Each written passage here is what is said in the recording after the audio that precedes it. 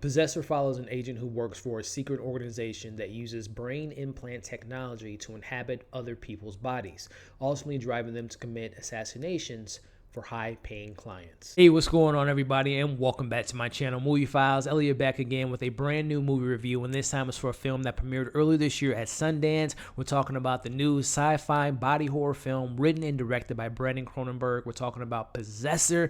Very excited to let you all know what I thought about this movie in a non-spoiler review. Before we dive into this review, as you can see on the screen now, make sure you're following me on all my other social media accounts. That way you can stay up to date with what's going on over here at Movie Files. Also, if you want to get some of my insight on some of the latest movie and TV news, make sure to follow me. If you are new to this channel, welcome. Definitely subscribe, and while you're at it, hit that notification bell so you don't miss any of my new videos. Make sure to give this video a thumbs up. Helps out the channel, but also really appreciate it. And in the comments below, let me know your excitement level for this film. If you're excited for this movie, do you want to check it out? And if you've seen this film, we got to talk about it in the comments. Let me know your pros, your cons, your overall thoughts of this very interesting sci-fi body horror film, Possessor, in the comments below. So again, I've heard a lot of great things about this film coming out of the film festival earlier this year. Shout out to Neon that let me see this film in advance before its October release date. And I didn't see the trailer. I was just sold off of the premise alone. And I want to start this review off with the positive, starting off with the writer and director, Brandon Cronenberg, who definitely learned a thing or two from his dad, David Cronenberg. You could definitely tell that he has the use of practicality within his films, the way he tells his story. Very, the legacy of his father's definitely has his imprint in this film. But again, Brandon's vision in this film, his writing sensibility was very unique to this idea. If I were to describe this film to someone that might have not seen a trailer or read the premise of this film, let's just say a Black Mirror episode, and if Face Off and Inception had a love child, it may be this film. This is a very interesting premise, and I just love the idea because I'm a big sci-fi and a horror fan, so you're giving me two of my favorite genres in one mix. You have this, without getting into the spoilers, this secret organization that has this technology that implants this mind controller that possesses their host. In the other side of that implant, you have these agents that make out these killings, and these assassinations. So such a cool, like I said, Black Mirror kind of concept, with the idea of literally planting ideas in someone's head, but literally being in their head. But then the face-off references, once you see the film, you kind of understand that. So really cool idea. I love Brandon's use of practical effects, which is I'm a huge component of practical effects, and there's a lot of that. This film has a very indie approach to it in regards to it's very experimental, and some things work, some things didn't, but I really love that they use practical effects within this film. The performances of this movie, and particularly two of our main characters, were phenomenal. Christopher Abbott, who I am just such a big fan of his work, whether it be his stuff on TV, stuff in the independent film circuit. I think he's just a star on the rise. And Andrea Riseborough, both of those actors are fantastic. Andrea, seeing her in some things recently, whether it be Mandy, whether it be some other project I've seen her in, she's just great. And the unique thing about their performances, without spoilers, again, Andrea's character, Voss, is the agent that's hired to take on this mission in the body of Christopher Abbott.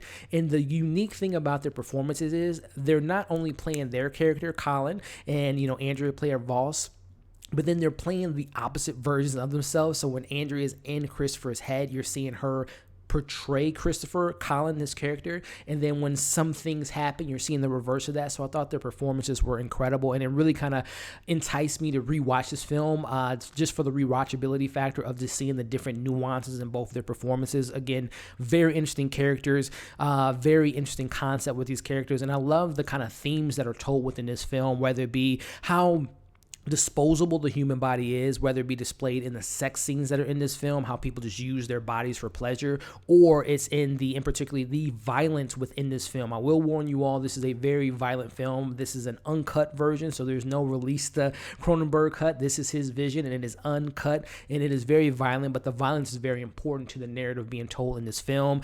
There's a sense of identity crisis within our two characters. Again, you have our Voss character, played by Andrea, who is this legend in the field. People know who she is. She's been in this for a very long time. She's great at her job, but you're seeing her having an identity crisis because her normal life when she's not doing her assassinations. She has a husband, she has a kid, and she's living this kind of fake life. She has these rehearsed lines to kind of make it seem like she's normal. So I love kind of her identity crisis within this film. And then you have Colin's character, played by Christopher Abbott, who is kind of falling upon this kind of high lifestyle in regards to money and things of that nature. And he's kind of given things by his girlfriend. He doesn't really work for things, so he really doesn't earn anything in this film. So I love the kind of the complexity and kind of the identity crisis within these two main leads.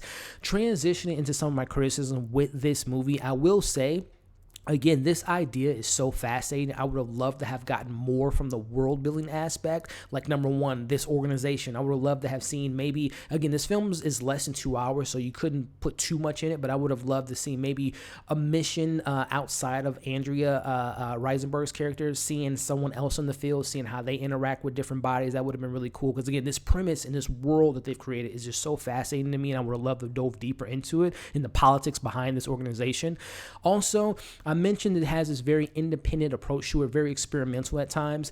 The score is very fascinating. The direction is really solid. Again, the performances are incredible, but the cinematography didn't pop as much as I would have liked it have. There are particular moments where they do use, like, the colors red really pop into the screen, but I wish the cinematography was more of a standout for me personally. I will mention that there are some incredible actors that are also involved in this cast, more particularly the supporting cast members. I would have liked to gotten more from their characters. I'm thinking of Sean Bean's character and the incredible Jennifer Jason Leigh's character. I wish they would have had a little bit more to do within the movie. And then kind of my last criticism here, again, the performances are incredible by Christopher Abbott and Andrea Riseborough, but it's kind of hard to root for these characters because they are doing terrible, despicable things to one another and just in this film in general. And I don't want to get into the spoilers, but it was kind of hard to relate to the characters, and it made it hard to root for these characters without getting into the details of the spoilers. So besides those things, guys, overall thoughts: this is a fascinating sci-fi, thought-provoking body horror film with great performances, and I would be so interested to explore this world again.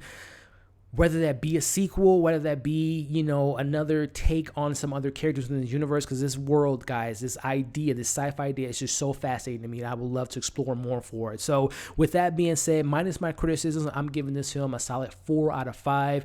I would imagine after a rewatch, again, seeing the nuances in both of their performance, playing the differences of these characters, I would imagine my score will go up. But like I said, right now I'm at a solid 4 out of 5, and would highly recommend you guys check this out when it does come available October 2nd in the US and October 9th in Canada at your standard movie theater, as well as in your drive-ins. And I believe they will allow you all to see the uncut version of this film, which again is very violent, so you will be warned there. So that's my thoughts on Possessor. Let me know what you guys thought about this film once you've seen it. Let me know what you thought about this review, and let's just have some great discussions in the comments below. As always, like, share, subscribe to this channel if you haven't already. Make sure you hit that bell so you don't miss any of my content on this channel. Hope you all enjoyed this review. Hope you're staying safe, and we'll see you in the next video.